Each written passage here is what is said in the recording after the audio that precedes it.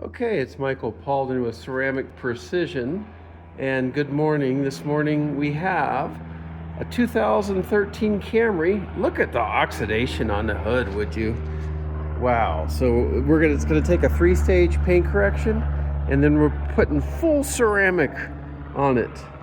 It's gonna take me about 2.5 days. By the way, the customer came in last week for a free consultation, and we did a test area to make sure it would come out. Sometimes I don't know until I put my buffer on the car, especially with oxidized cars. Anyway, I'm gonna get you the after here.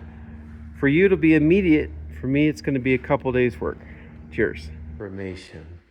I mean, it looks like a different vehicle, almost brand new. Look at that. Now I just wanted to note that paint correction is not paint perfection. Notice there is oxidation that had damaged the paint, and no amount of buffing will get it out. Nonetheless, the 3-stage correction in normal light conditions make this vehicle look just brand new.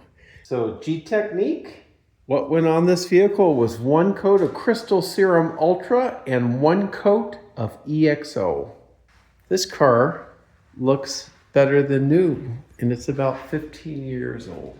There you have it.